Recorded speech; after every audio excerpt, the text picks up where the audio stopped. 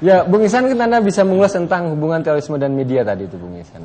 Sebelum ke media, ke yang terakhir dulu itu, ada indikasi beberapa beberapa dua dekade terakhir ini adalah dulu biasanya kita menyebut terorisme itu, dan bukan hanya terorisme tapi kekerasan atas nama agama atau atas nama apapun gitu. Penjelasannya adalah relative deprivation kan, teori. Orang miskin dan sebagainya tidak bisa buat macam-macam, dia melakukan sesuatu yang sifatnya keras gitu loh. Belakangan ini makin terlihat bahwa unsur kemiskinan dan unsur kependidikan itu tidak terlalu dominan lagi, karena kita tahu bahwa misalnya 15 dari 19 pelaku WTC bombing itu adalah orang-orang Saudi yang kaya dan sekolah di Amerika dan sebagainya.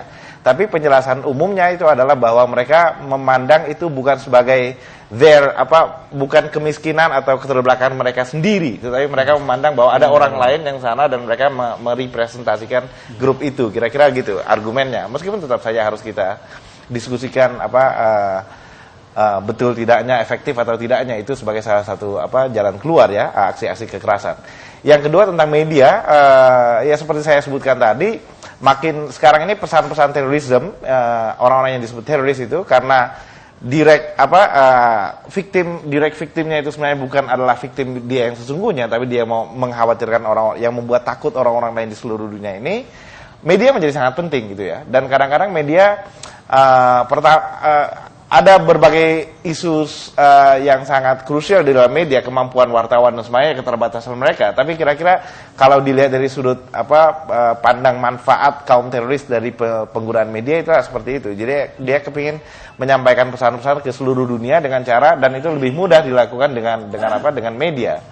Ada beberapa kasus di mana sudah disebut salah satu success story yang disebut sebagai aksi teroris itu adalah misalnya pendudukan pemboman bunuh diri terhadap pangkalan marinir di Beirut waktu itu, dan itu media itu tidak berbicara mengenai day to day apa yang terjadi di situ, tapi udah mulai di Washington misalnya kan, udah berkumpul di Washington. Mestinya kejadiannya kan di situ, orangnya siapa, 5W1H-nya kan terjadi di Beirut gitu ya. Tapi mereka sekarang udah peduli dengan apa yang terjadi di Washington. Pertanyaan mereka sekarang adalah apakah Presiden Amerika Serikat atau Kongres atau rakyat Amerika akan mendesak presidennya untuk memenuhi tuntutan kaum teroris gitu misalnya.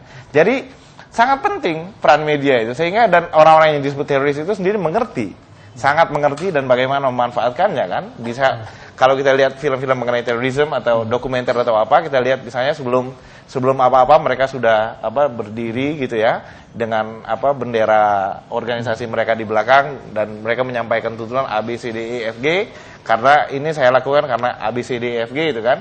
Jadi kira-kira media terorisme sekarang ini tidak akan bisa menjadi terorisme as it is now gitu ya, tanpa ada media yang sekarang makin canggih itu. Ya, saya rasa di situ kita harus jujur ya.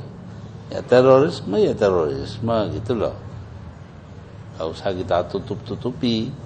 Tapi juga yang bukan terorisme jangan dibilang teroris dong. Nah itu. Saudara, tadi kita sudah mendengarkan perbincangan tentang terorisme di Indonesia. Banyak beragam persoalan terorisme, dari definisi, dari motif yang sudah disampaikan oleh Bung Ihsan Ali Fauzi tadi. Dan Gus Dur berharap ada kesungguhan dan keterbukaan dari pemerintah untuk menyikapi terorisme yang ada di Indonesia. Saudara, terima kasih atas kebersamaan Anda bersama acara Kongko bareng Gus Dur, dan kita akan berjumpa pada kesempatan yang akan datang. Wassalam.